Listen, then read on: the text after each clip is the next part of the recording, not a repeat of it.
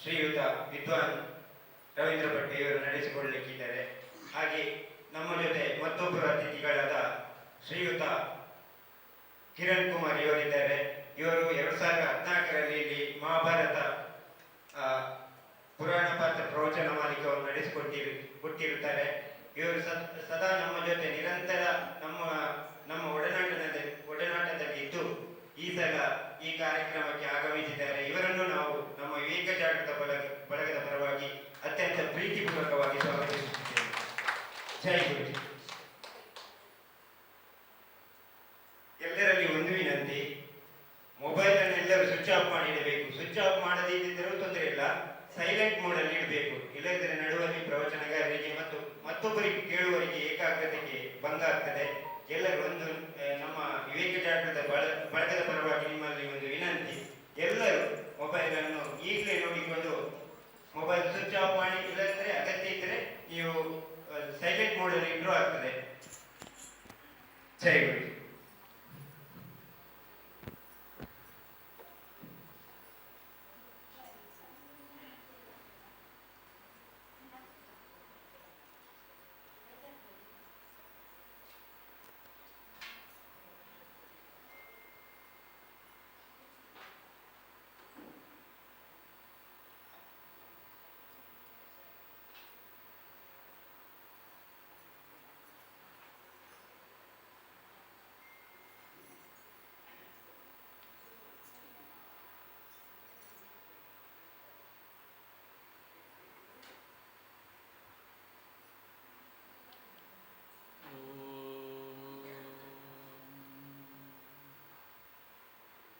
ನಾರಾಯಣಂ ಸುರಗುರುಂ ಜಗದೇಕನಾಥಂ ಭಕ್ತಪ್ರಿಯಂ ಸಕಲಲೋಕನಮಸ್ಕೃತಂ ಚ ತ್ರೈಗುಣ್ಯವರ್ಜಿತಮಜಂ ವಿಭುಮಾದ್ಯಮೀಶಂ ವಂದೇ ಭವಘ್ನಂ ಅಮರಾಸುರಸಿದ್ಧವಂದ್ಯಂ.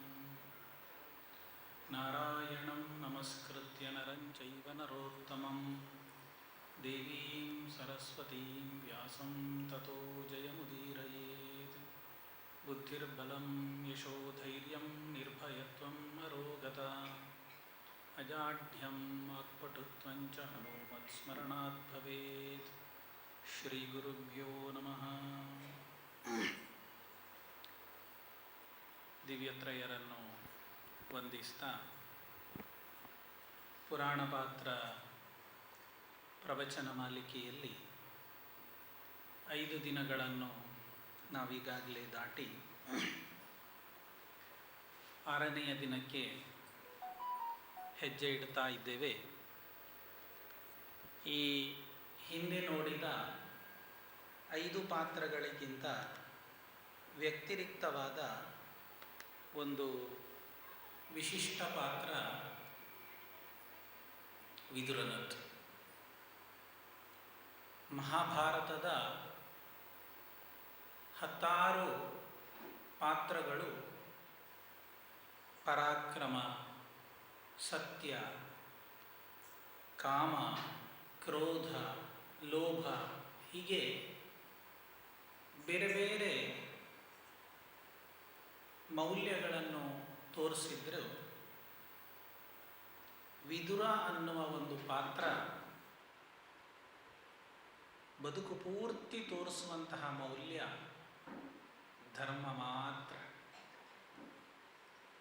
ಧರ್ಮದ ಹೊರತಾಗಿ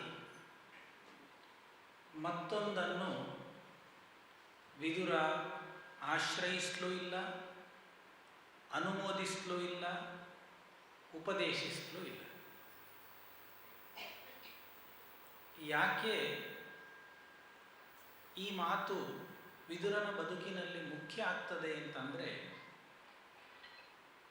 ಅವ ಹೆಚ್ಚು ಬದುಕಿದ್ದು ಅಧರ್ಮಿಗಳ ಜೊತೆಯಲ್ಲಿ. ಧೃತರಾಷ್ಟ್ರ, ದುರ್ಯೋಧನ, ದುಶಾಸನ ಇಂತಹ ಅಧಾರ್ಮಿಕರ ಜೊತೆಯಲ್ಲೇ ಬದುಕಬೇಕಾಗಿ ಬಂತು. ಆದರೆ ಅವರ ಜೊತೆಗಿದ್ದರೂ ಕೂಡ ತನ್ನ ಬದುಕಿನ ಧ್ಯೇಯವನ್ನು, ಆಚಾರ ವಿಚಾರಗಳನ್ನು ಕೊನೆಯವರೆಗೂ ಕೂಡ ವಿದುರ ಬಿಡಲಿಲ್ಲ ಹೇಳುವುದು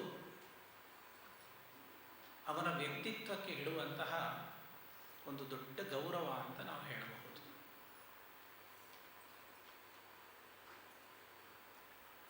ವಿದುರನ ಜನ್ಮವೇ ಒಂದು ರೋಚಕ. ಚಿತ್ರಾಂಗದ ಮತ್ತು ವಿಚಿತ್ರ ವೀರ್ಯ ಅನ್ನುವ ಇಬ್ಬರು ಸಹೋದರರಿಗೆ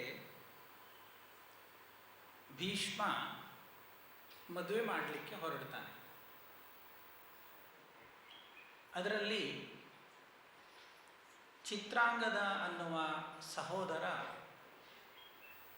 ಅದೇ ಹೆಸರಿನ ಗಂಧರ್ವನ ಜೊತೆಗಿನ ಯುದ್ಧದಲ್ಲಿ ಸಾಯ್ತಾನೆ. ಉಳಿದದ್ದು ವಿಚಿತ್ರ ವೀರ್ಯ. ಅಂಬಾಲಿಕೆ, ಅಂಬಿಕೆ ಅನ್ನುವ 3 ಸಹೋದರಿಯರನ್ನು ಭೀಷ್ಮ ಇವನಿಗಾಗಿ ತಂದಾಗ ಅಂಬೆಯ ಕಥೆ ನಾವು ತಿಳ್ಕೊಂಡಿದ್ದೇವೆ. ಮತ್ತಿಬ್ಬರು ಮದುವೆಯಾಗ್ತಾರೆ. ಮದುವೆಯಾದರೆ ಅನೇಕ ಇನ್ನಿತರ ಕಾರಣಗಳಿಂದ ಸಂತಾನ ಪಡೆಯುವ ಸಾಧ್ಯತೆಗಳು ಕಡಿಮೆಯಾದಾಗ ಸತ್ಯವತಿಯ ನಿರ್ದೇಶನದಂತೆ ನಿಯೋಗ ಪದ್ಧತಿಯಲ್ಲಿ ಸಂತಾನವನ್ನು ಅನುಗ್ರಹಿಸಬೇಕು ಅಂತ ವೇದವ್ಯಾಸರನ್ನು ಪ್ರಾರ್ಥಿಸಿದಾಗ ವೇದವ್ಯಾಸರು ಒಪ್ಪಿಕೊಳ್ತಾರೆ. ಅಂಬಾಲಿಕೆಯಲ್ಲಿ ನಿಯೋಗ ಪದ್ಧತಿಯ ಮೂಲಕ ವೇದವ್ಯಾಸರು ಸಂತಾನ ಅನುಗ್ರಹಿಸ್ತಾರೆ. ವೇದವ್ಯಾಸರು ಹೇಳಿ ಕೇಳಿ ಒಬ್ಬ ದೊಡ್ಡ ತಪಸ್ವಿ. ಈ ಅಂಬಾಲಿಕೆ ಅವರನ್ನು ನೋಡಿದ ತಕ್ಷಣ ಅವರ ಬಾಹ್ಯ ಸೌಂದರ್ಯ ಅಂದರೆ ಹೊರಗಿನ ರೂಪ ಏನುಂಟು ಅದನ್ನು ನೋಡಿ ಭಯದಿಂದ ಕಣ್ಣು ಮುಚ್ಚಿಕೊಳ್ತಾಳೆ. ಹಾಗೆ ಕಣ್ಣು ಮುಚ್ಚಿಕೊಂಡ ಪರಿಣಾಮ ಕಣ್ಣಿಲ್ಲದ ಸಂತಾನಕ್ಕೆ ಜನ್ಮ ಕೊಡುವ ಪ್ರಸಂಗ ಬರ್ತದೆ. ಅವ ಧೃತರಾಷ್ಟ್ರ. ಹೀಗೆ ಪ್ರಥಮದಲ್ಲಿಯೇ ತೊಂದರೆಯಾದಾಗ ಅಂಬಿಕೆಯನ್ನು ವಿನಂತಿಸಿದಾಗ ಒಪ್ಪಿಕೊಳ್ತಾಳೆ. ಮತ್ತೆ ವೇದವ್ಯಾಸರನ್ನು ನೋಡಿ ಅವಳು ಭಯದಿಂದ ಕಣ್ಣು ಮುಚ್ಚಿಕೊಳ್ಳುವುದಿಲ್ಲ, ಬೆದರ್ತಾಳೆ, ಬಿಳಿಚಿಕೊಳ್ಳುತ್ತಾಳೆ.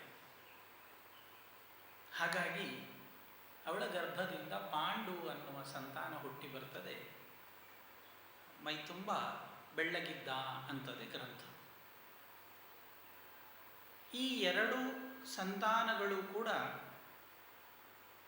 ಪೂರ್ತಿ ತೃಪ್ತಿ ಆಗದೆ ಹೋದಾಗ ಇಡೀ ರಾಜ್ಯಕ್ಕೆ